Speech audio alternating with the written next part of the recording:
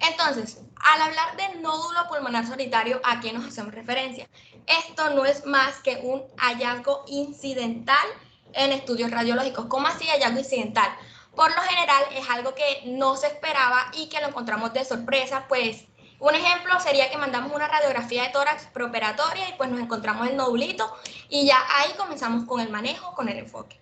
Entonces, esto es una lesión pulmonar única, como podemos ver en la imagen de referencia, tenemos simplemente una hiperdensidad ahí. Por lo general no suele pasar más de los 3 centímetros.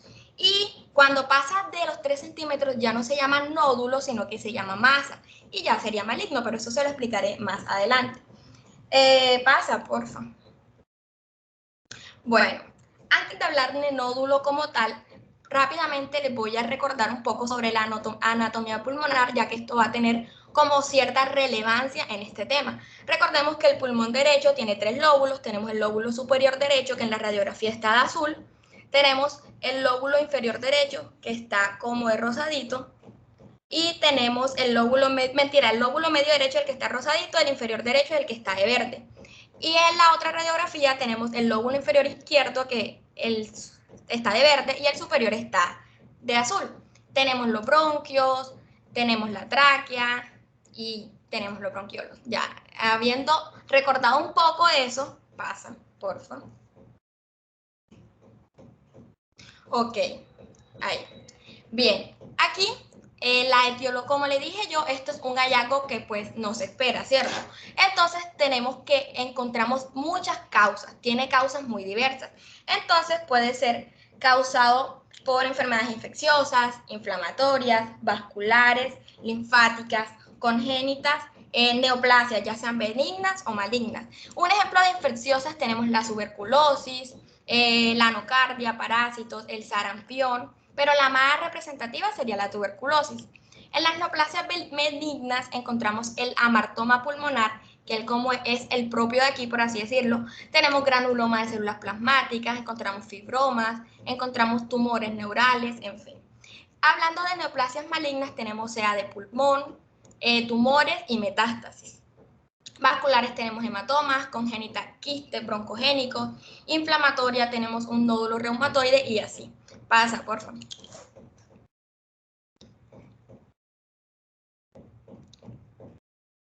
¿Por qué dividimos y quiero como hacer énfasis aquí en las causas benignas y malignas? Bueno, ahí no se alcanza a ver maligna, pero es importante pues como saber y diferenciar cada una de las causas, ya que a partir de ahí va a ser el enfoque, si es benigno o es maligno. Entonces, como les decía, en los benignos podemos encontrar granulomas, tuberculosis, brucelosis, amartomas, lipomas, malformaciones arteriovenosas, infecciones, quistes broncogénicos, entre los que vemos ahí. Y en los malignos podemos observar carcinomas broncogénicos, tumores, sarcomas, linfomas, metástasis, entre otros. Entonces, teniendo eso claro, pasa, please.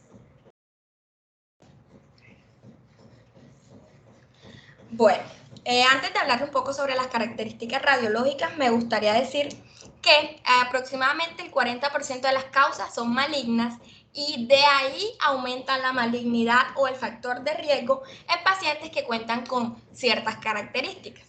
Y el 60% son de causas benignas. Entonces, ya hablando así propiamente sobre las características radiológicas, encontramos varias clasificaciones, por así decirlo, que son importantes. Por ejemplo, el tamaño, los bordes, las calcificaciones, las cavitaciones, las atenuaciones, el crecimiento, la localización, en fin. Les voy a empezar hablando sobre, pues, el tamaño, que es el que tenemos ahí. Entonces vemos que cuanto más pequeño es el nódulo, menos probabilidad encontramos de que sea maligno. Es decir, ya yo les dije que no sobrepasa usualmente los 3 centímetros. Aquí los tenemos medidos en milímetros. Ahí le hice la equivalencia que 1 centímetro equivale a 10 milímetros. Entonces, cuando vemos que cuando pasa los 30 milímetros, por así decirlo, tiene 50 a 100% de probabilidad. Entonces, a partir de los 8 milímetros, aumenta el riesgo de malignidad. Pasa, por favor. Bien, hablando sobre los bordes, algunos bordes sugieren más malignidad que otros. Por ejemplo, los irregulares y los que tienen como especulaciones o espinitas o los que están lobulados. Si vemos aquí en la primera imagen que se encuentra ahí, dice bordes lisos. Si vemos aquí donde está el cuadrito, si ven el cuadrito, entonces ahí tenemos el circulito redondito, casi ahí en el lado de la clavícula. Ahí encontramos el circulito redondito, ese es un borde liso. Este borde tiene una probabilidad de malignidad del 20%. Sin embargo, hay que recordar que estos bordes lisos, así perfectamente delimitados, son típicos de la metástasis. Entonces hay que estar también pues pendientes de eso. Ahora, cuando encontramos bordes lobulados, que son los que se encuentran al lado, tenemos que la probabilidad de que sean malignos aumentan hasta en un 60%. Si ven aquí en el cuadrito, o sea, es que están como un lobulito, o sea, tienen una forma toda extraña. En el borde espiculado, que son los que tienen como espinas o como paticas, pues la probabilidad de que sea maligna es del 90%. Y pasa algo, esta que está aquí de corona radiada es como una espiculación o espinitas pues más avanzadas, más deformes. Entonces se dice que esta tiene como forma de rueda de carro, pero realmente pues yo no sé qué rueda de carro será. Esta tiene una probabilidad del 95 a 100%. Si ven la imagen que tenemos ahí abajo de una radiografía como tal, pues ahí vemos, venga que se me perdió la imagen, bien, ahí tenemos un borde, la primera imagen, la que está debajo del borde especulado, encontramos que está perfectamente delimitado. Tenemos una radiografía horizontal y una media.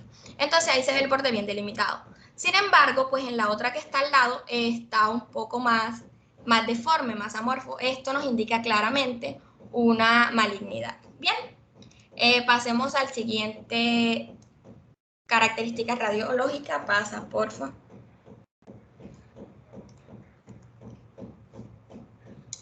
Bueno, aquí tendremos las calcificaciones y cavitaciones. Cuando hablamos de calcificación, ¿a qué hacemos referencia? Tenemos algunos patrones, que estos patrones nos van a sugerir benignidad o malignidad. Entonces, ¿cuáles son los que nos sugieren benignidad? Pues una calcificación difusa, que es totalmente calcificado, o una calcificación central, es decir, solamente en el medio. Tenemos la laminar también, que pues es como por laminitas o tiritas, y esta es típica en los procesos infecciosos. O también encontramos la calcificación, que es como la más común de los benignos, que es la de en palomita de maíz. Estas características del amartoma ya yo se los presenté, y pues macroscópicamente tiene un aspecto como de contros o algo así. Si ven la imagen que está allá al lado, la que está al lado de esa, ahí está como en forma de estrellita, como en palomita de maíz. Bueno, esa es como la calcificación más común. Ahora, hablando sobre las que sugieren malignidad, entonces encontramos la reticular, que son como pelitos, la puntiforme, que es de puntos, las amorfas, la que no tiene ninguna forma en específica, y pues la excéntrica, es decir, no está centrada, sino que está difusa, pequeña, pero hacia un lado. Entonces ya eso es malignidad. Esta que vemos aquí al lado sería la cavitación.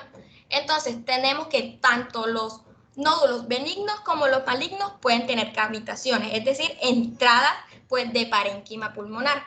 Pero por lo general en los nódulos benignos las paredes son más finitas, más delgaditas, más fácil de penetrar. Por lo general estos miden menos de 4 milímetros y son lisas. Esa es una característica que permite que entre el tejido. En cambio, los malignos suelen tener las paredes más irregulares, más deformes y más gruesas. Por lo tanto, es muy poco común que pues se penetre el tejido pulmonar. Entonces, aquí en la imagen vemos un nodo pulmonar cavitado y que tiene espiculaciones. Entonces, podemos pensar que es un nódulo maligno. Bien, pasa, por favor. Ok, entonces ahora hablemos de atenuación. Esta atenuación es una característica que ha tomado cierta importancia o relevancia en los últimos años, ya que pues la atenuación es como una medida de la densidad, teniendo en cuenta como la relación con el agua, y esta se expresa en unidades Hounsfield. Bien, entonces entre pues mayor, ¿cómo sería? A mayor índice, pues más maligno es. Bien, y bueno, después encontramos el nódulo en vidrio deslustrado o esmerilado, que es este que vemos aquí. Esto es un nódulo subsólido puro. Esta tiene una opacidad que permite observar vasos y bronquios del parénquima normal. Aquí lo vemos que está señalado la primera imagen, es un vidrio que se ve como vidrio esmerilado, vidrio limpio, por así decirlo.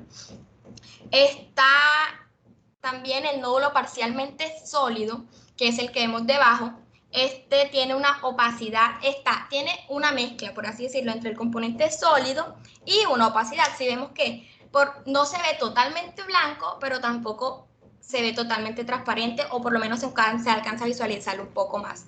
Bien, hablando un poco sobre el crecimiento, se mide en tiempo de duplicación de volumen. Entonces, el tiempo de duplicación de un nódulo maligno suele estar comprendido entre 20 y 400 días. Es decir, si un nódulo crece en este tiempo, tiene una alta sugerencia de malignidad. Sin embargo, esto es válido solo para los nódulos que son sólidos, ya que los subsólidos crecen un poco más lento. Entonces, los que tienen un tiempo de duplicación lento, es decir, mayor a 400 días, encontramos aquí los carcinoides típicos, unos adenocarcinomas, en fin. Los que son menores a 30 días suelen ser procesos infecciosos o inflamatorios que pues tienden a reponerse con mayor facilidad.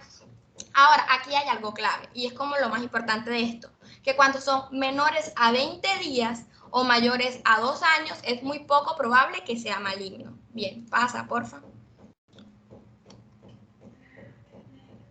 Bueno, aquí encontramos como otras características radiológicas que bien son importantes, pues no son como tan específicas. Por ejemplo, la localización es la más importante, ya que se piensa o en estudios han demostrado que cuando los nódulos se encuentran en los lóbulos superiores, tienen mayor probabilidad de ser malignos, y más cuando se encuentra en el pulmón derecho. Sin embargo, esto no quiere decir que solo cuando esté ahí es maligno, no, él puede ser maligno en cualquier parte, pero cuando se encuentra en esta ubicación, pues es como más característico de malignidad.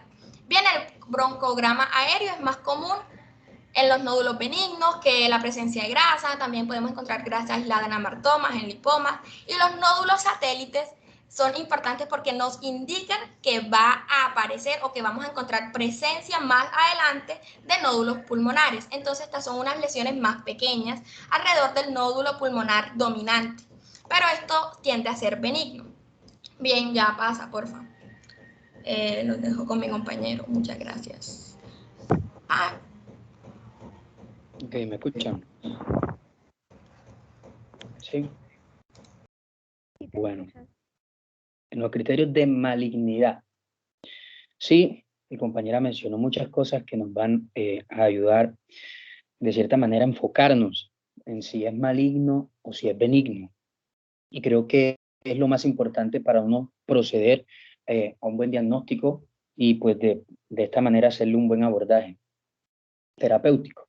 Ahora, el riesgo de malignidad de lo que son los nódulos pulmonares van a ser, pueden ser evaluados como se dieron cuenta clínicamente, que son la mayoría de los que describió mi compañera, o también mediante modelos cuantitativos. Cuando yo le digo modelos cuantitativos me estoy refiriendo a escalas.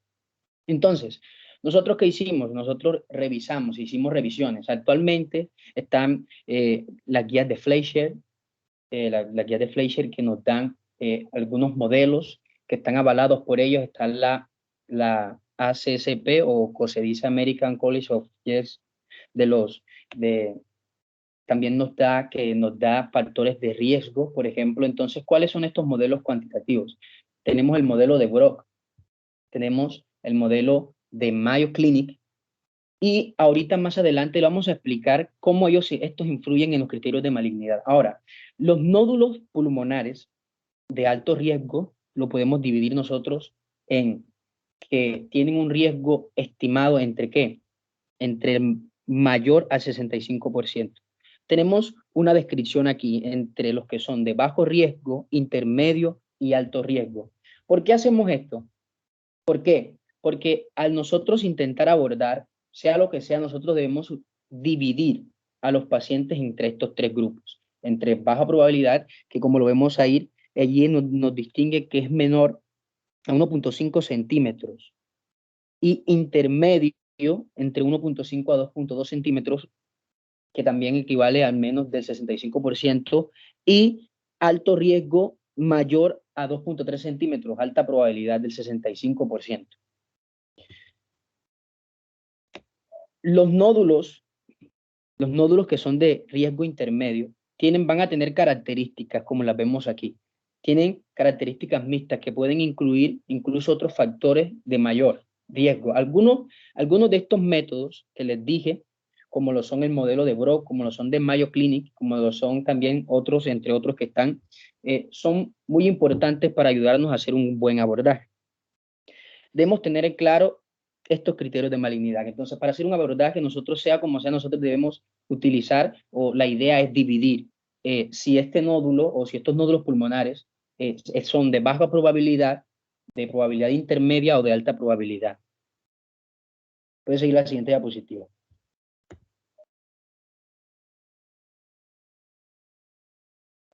Ok, enfocamos el modelo de Brock. ¿Por qué enfocamos el modelo de Brock? Bueno, como... Ok, profesor. Para seguir un poco con lo que mi compañero decía, el modelo de Brock es como el más usado actualmente. Este apareció aproximadamente en 2013 y es uno de los más completos. ¿Por qué? Porque este une los factores de riesgo más las características radiológicas. Anteriormente, pues el Mayo Clinic pues no era como tan completo. Entonces, aquí vemos que es como una calculadora. Simplemente aquí nosotros colocamos el tamaño del nódulo, cuántos nódulos, si es sólido, si es esmerilado, si se encuentra en el lóbulo superior, si tiene especulaciones, la edad del paciente, ya que cuando tiene mayor de 35 años hay mayores factores de riesgo, si es femenino también tiene mayor factor de riesgo, si en su familia hay historia de cáncer de pulmón, si tiene enfisemas, y esto aquí nos va a arrojar una probabilidad o un porcentaje. Entonces, aquí podemos ver que si da de 5, de 65, pues ya ahí es maligno. Este modelo es el que lo recomienda la Sociedad Británica de Tórax, ya que este es como el más preciso y se puede aplicar de todos los modelos predictivos. Bueno, ya eso sería como para continuar lo que dice mi compañero. Ok. Como mi compañera lo dijo, este es el que más se utiliza. Ella lo explicó muy bien. ¿Por qué? Porque últimamente el modelo de Brock, además de utilizar los factores de riesgo que ella mencionó, también incluye características de imagen. Y esto es bastante importante. ¿Por qué? Porque los otros no lo utilizan. Sabemos que, por ejemplo, describirle un poco también lo que es el modelo de Mayo Clinic, este también es un poco más antiguo, pero no utilizan la proyección de imagen y esto de cierta forma baja un poco la efectividad del mismo. Ahora, si puedes seguir la siguiente diapositiva.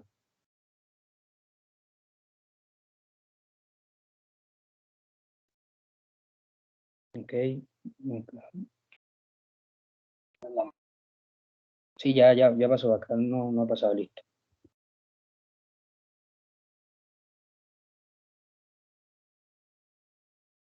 Ok, ya. Entonces, se debe tener en cuenta la precisión y la aplicabilidad de los modelos descritos anteriormente.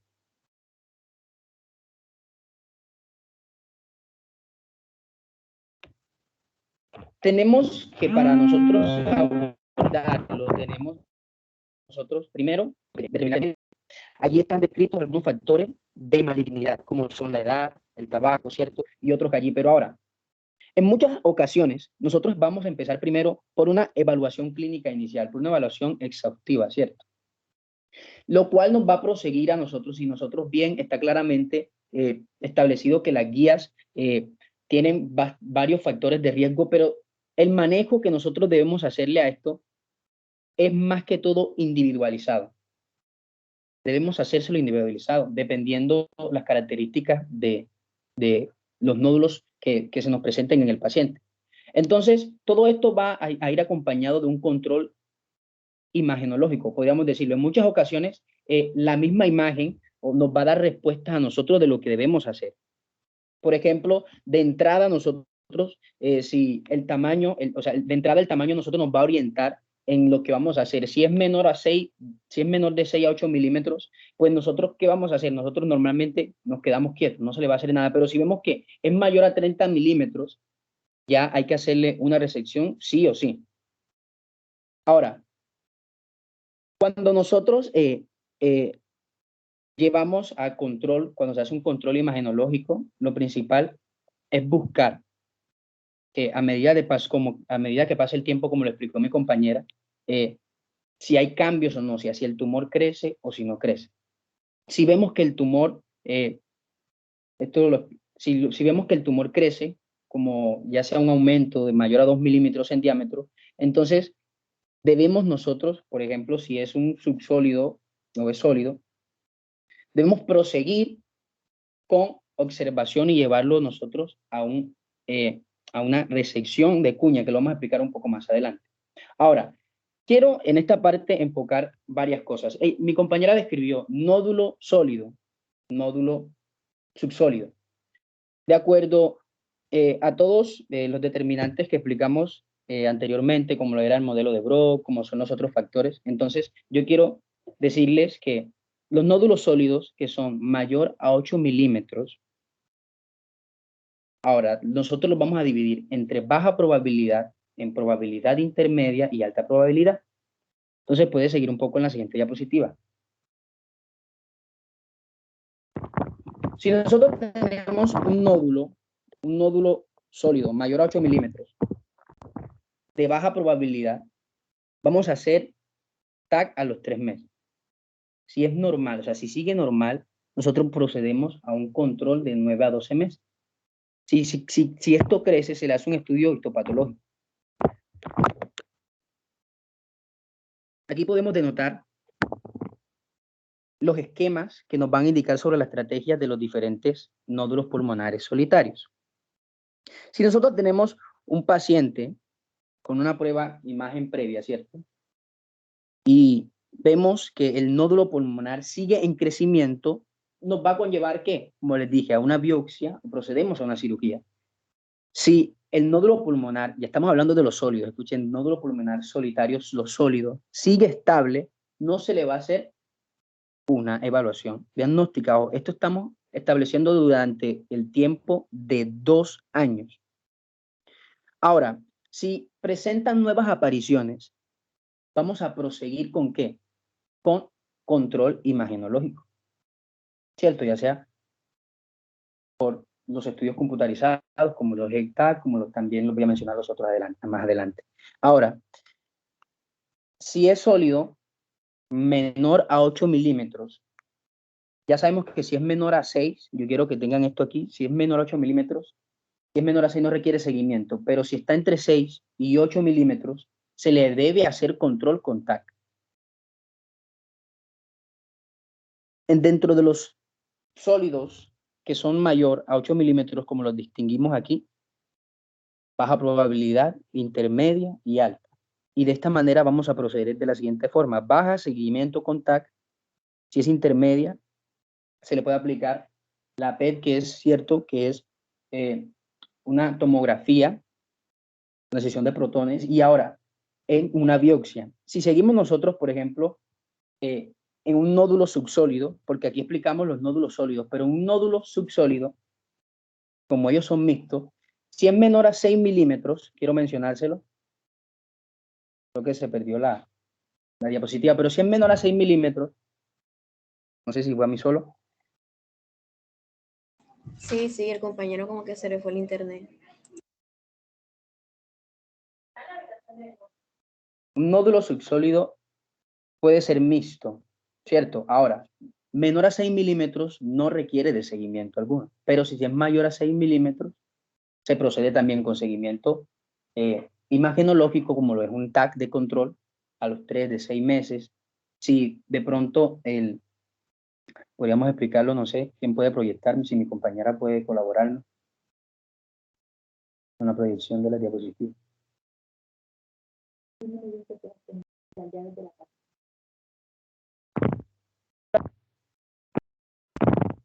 Sí, ¿quién puede proyectarme?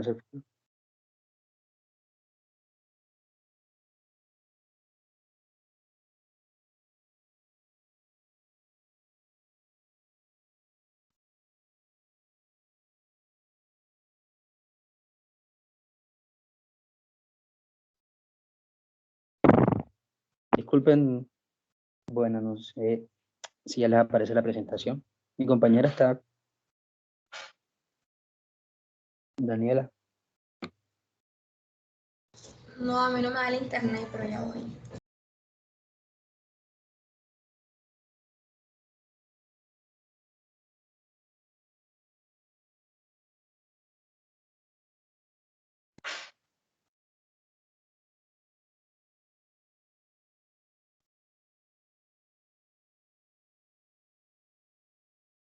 ¿Ok?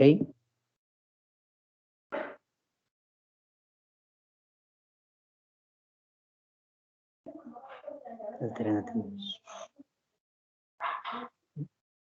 Bueno, no sé. ¿Quién puede hacernos el favor de proyectar la diapositiva? Sí puedes, compañera, proyectarla. Ok. Me avisan si se ve. Sí, ya se ven. Ya se ven, claro.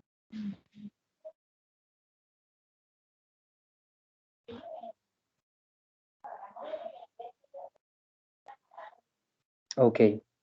Bueno, proseguimos.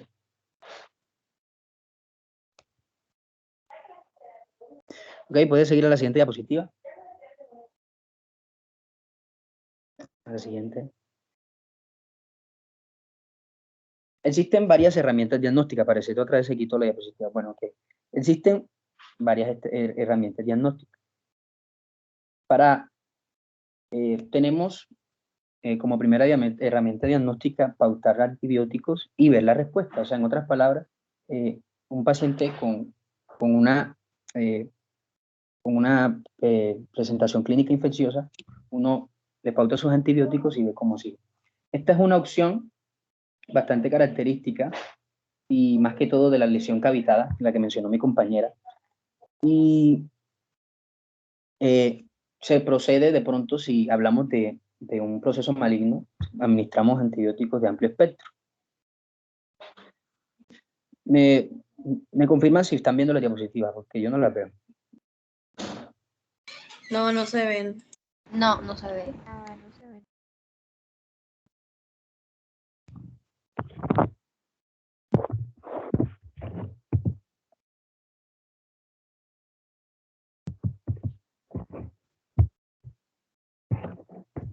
Bueno.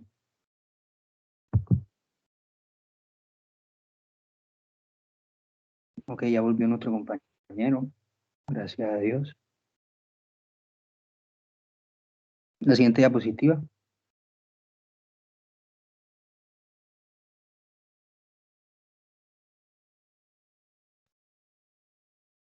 Bueno, la otra es mirar la actividad metabólica. Esto va a depender de los niveles que tenga. Entonces, estas pruebas son bastante, podríamos decir, porque pueden haber muchos falsos positivos o falsos negativos. Pero tenemos la PET-TC, o podríamos decir que esta integra, la tercera que tenemos ahí en la parte inferior, integra la información tanto de la tomografía computarizada con la imagen funcional de la PET. Y de esta manera vamos a incrementar la precisión diagnóstica en los nódulos pulmonares. Ok, tenemos dos enfoques. Tenemos un enfoque invasivo, ¿cierto? Este enfoque invasivo puede ser por medios quirúrgicos, la siguiente diapositiva, y medios no quirúrgicos. Entonces, en manejo no quirúrgico, tenemos en la biopsia no quirúrgica la broncoscopía. Normalmente podemos hacer una fibrobroncoscopia. Esta va a evaluar de cierta forma el árbol bronquial desde la tráquea hacia los bronquios y pues tiene varias características importantes que tiene una rentabilidad para el diagnóstico porque nos ayuda a determinar el tamaño, la localización en el árbol bronquial. También tiene algunas, de cierta manera, limitaciones porque cuando hablamos de los nódulos pulmonares solitarios, periféricos, o los que son bastante pequeños, pues aquí no es tan efectivo. Tenemos otras herramientas como lo es la EBUS, o podríamos decir la toma de biopsias transbronquiales, mediante lo que es la ecobroncoscopía, y esta se va a utilizar, puede ser sectorial o puede ser radial. La sectorial permite, de cierta manera, tomar biopsias de los nódulos próximos a la vía aérea. Y la radial se emplea más que todo para un diagnóstico, cuando estamos haciendo diagnósticos endoscópicos de las lesiones. Tenemos la biopsia no quirúrgica. o punción transtorácica.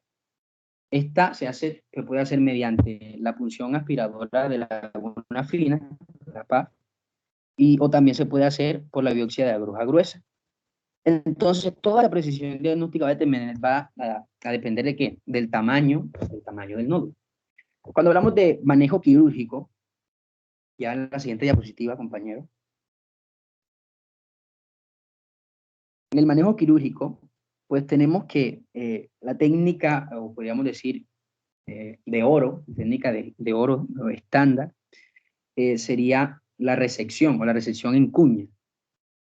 El tratamiento se puede hacer mediante, por ejemplo, o sea, para hacerle este seguimiento, necesitamos que varias indicaciones de la cirugía. Por ejemplo, que el nódulo pulmonar cistónico tenga una probabilidad de malignidad alta, mayor al 65%, o puede ser intermedia.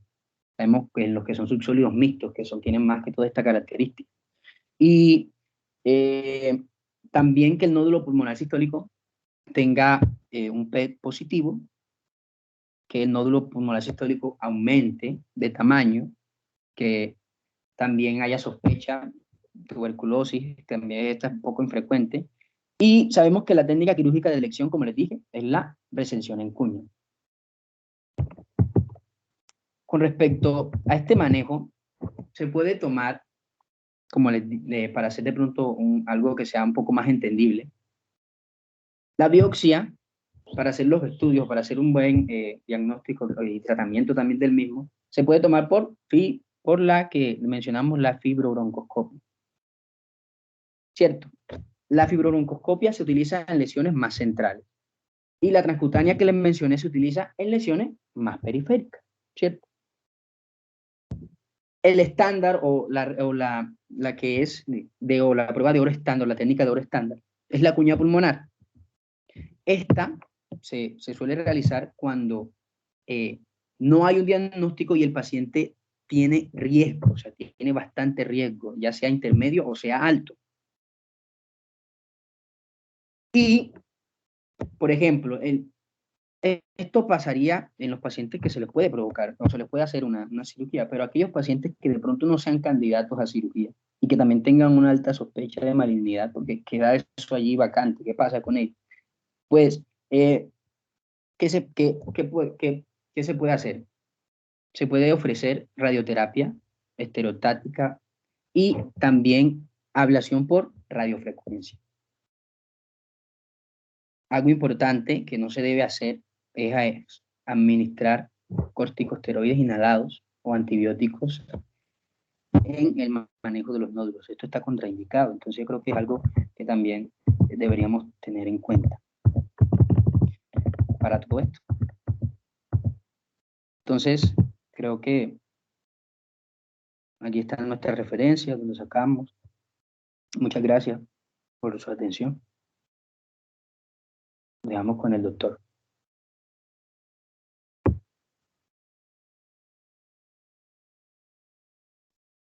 Hola, ¿me escuchan? Sí, doctor. Bueno, yo creo que muy buena charla. Han dejado varias cosas puntuales y algo que quiero resaltar es la importancia de que ustedes conozcan el punto de vista radiológico. Vean que eso nos puede cambiar el contexto de los pacientes. Entonces, tener ideas de los hallazgos radiológicos es supremamente importante, ¿ya? Y tener la capacidad como cirujanos de...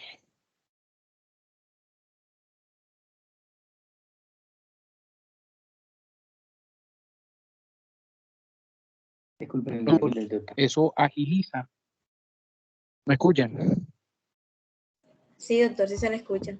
Eso agiliza, obviamente, el diagnóstico y obviamente el mejor pronóstico para los pacientes. Bueno, en cuanto a esa parte radiológica, yo creo que no hay más nada que aportar, eso está bastante claro. Lo importante aquí es tener en cuenta una cosa. La mayoría de resecciones que se hacen para el manejo de estas lesiones, generalmente, como lo dijo el doctor, son en cuña. La vía, hoy por hoy, la mejor vía es la mínima invasión a través de toracoscopia. Se puede perfectamente llevar esos pacientes, se localiza la lesión y se les hace la resección segmentaria, ¿ya?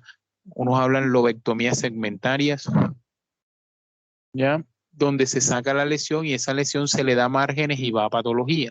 Y el patólogo nos da un concepto, dependiendo obviamente las características de la lesión, desde el punto de vista histopatológico, qué tanto margen tiene, cuál es el compromiso, ¿ya? Qué tipo de lesión es, cuál es el porcentaje de mitosis y demás y demás. ¿Ya? Entonces, eso es lo más importante. Los nódulos pulmonares, hay muchos pacientes que hacen lesiones, sobre todo los pacientes que han tenido lesiones por tuberculosis y hacen algunas lesiones caseificantes que a veces asustan mucho y le interconsultan a uno por esas lesiones. Uno les hace una tomografía y identifica la lesión. Son lesiones que se han mantenido estables a lo largo de los años, ¿ya? Y que en realidad no han cambiado radiológicamente desde su primer control. Esas son unas buenas características, lesiones que se mantienen durante los años y que no aumentan de tamaño y nada de eso, sino que se mantienen. Hay algunos otros tipos de lesiones que si bien pueden debutar con hemoptisis los pacientes asociados al crecimiento de la lesión, ya se hacen como síntomas, empieza el paciente con hemoptisis, tos perruna frecuente. Además de eso, es ese tipo de paciente que fue fumador, que ha perdido peso, ya. Entonces esos son signos de alarma que nos deben que nos deben poner pilas para hacerle manejo a estos pacientes. Obviamente, si podemos hacer, por ejemplo, antes de una lobectomía segmentaria, si vemos que no existe compromiso pleural, que no tiene derrame pleural, porque esas lesiones se pueden asociar a derrames pleurales, ya de características malignas por la misma lesión, podemos hacer un método que es menos invasivo, que es tomar biopsias a través de tomografías, ya biopsias con agujas guiadas por TAC, donde un radiólogo intervencionista identifica la lesión tomográficamente y toma unas muestras, y eso nos hace un diagnóstico, y previo a hacerle una cirugía como tal, ya partimos con base a un diagnóstico y podemos definir entonces cirugías completamente oncológicas para mejorarle la supervivencia al paciente. ¿Estamos de acuerdo? Sí, doctor. Entonces, eso es lo más importante. Yo creo que yo no tengo más nada que, no sé qué preguntas tengan.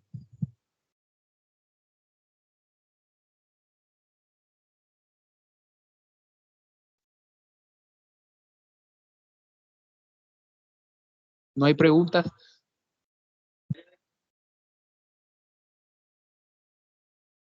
¿No hay preguntas? ¿Todo quedó claro? Todo claro, doctor. Sí, doctor. Bueno, entonces mañana tenemos una clase magistral ahí. El doctor Anual me ha pedido que